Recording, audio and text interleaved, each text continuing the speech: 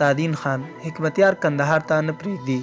د کندهار امنیه قومندان تادین خان د حزب اسلامي مشر ګلبدین حکمتیار کندهار ته نه پرېږدي. د معلوماتو له مخې ګلبدین حکمتیار له ولسمشریزو ټاکنې مخکې غوښتل چې کندهار ته لاړ شي او د ځان په ګټه کمپاین وکړي، خو د کندهار امنیه قومندان یې مخه ونیوله او ګلبدین حکمتیار یې پرېنښود چې کندهار ته ورشي.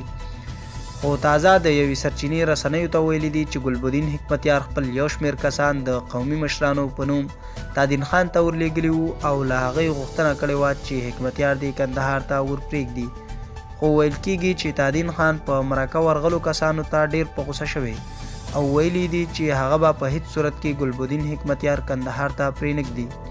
دغه سرچینې ټاټوبي نیوز ته ویلي دي چې تادین خان مرکې ته ورغلو کسانو ته وویل چې ګلبدین د پردیو ګټو لپاره کار کوي او د زرګونه افغانانو قاتل دی، خو تر دې مهاله پورې د ګلبدین حکمتیار یا هم د حزب اسلامي له لوري په تړاو هیڅ نه دي ویل شوي.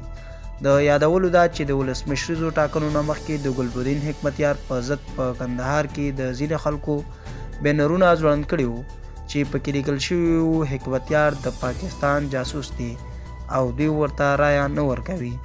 همداراز په پکتیا کې هم کله چې ګلبدین حکمتیار کمپایني غونډه ترسره کوله نو په سړکونو یې ځینو خلکو پر ضد بینرونه لګولي وو او پرې لیکل شوي وو چې دوی د ISI نومان ته رایه نه ورکوي.